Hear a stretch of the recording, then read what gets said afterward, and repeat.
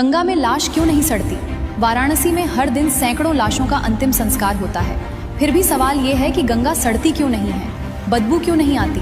आखिर ऐसा क्या है इस नदी में जो इसे बाकी नदियों से अलग बनाता है? वैज्ञानिक 10 साल तक रिसर्च करते रहे, आखिर जवाब मिला शिव जी की जटाओं में। कहानी है राजा भागीरथ की। उनके 60,000 पूर्वज ऋषि कपिल के श्राप से राख बन गए थे। उनको मोक्ष दिलाने के लिए गंगा को स्वर्ग से लाना था।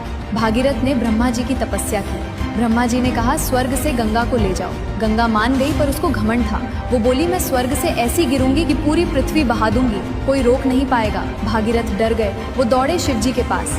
शिव जी बोले आने दो, और गंगा पूरे अहंकार के साथ स्वर्ग से गिरी। आवाज ऐसी कि देवता कांप गए। जैसे ही वो शिव जी के सिर पर गिरी, शिव जी ने अपनी जटाएं खोल दी और गंगा जटाओं में फंस गई। निकलने का रास्ता नहीं मिला।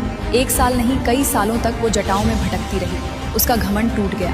फिर भागीरथ ने फिर से शिव जी की पूजा की। शिव जी प्रसन्न हुए। उन्होंने अपनी एक जटा हिमालय पर खोली। गंगा 7 धाराओं में बंटकर धीरे धीरे धरती पर आई। तब शिव जी ने गंगा को 2 वरदान दिए। पहला वरदान, गंगा तू मेरी जटाओं में रही है, इसलिए तू कभी अशुद्ध नहीं होगी। दूसरा वरदान, तुझमें जो भी मरेगा, लाश हो या हड्डी, वो सड़ेगा नहीं, वो सीधा मोक्ष पाएगा, क्योंकि तू ब्रह्म द्रव्य है, अमृत है। इसी वरदान से भागीरथ के 60,000 पूर्वज मोक्ष पा गए। इसी वजह से गंगा को मोक्षदायिनी भी कहा जाता है, और आज साइंस ने भी इसको मान लिया है।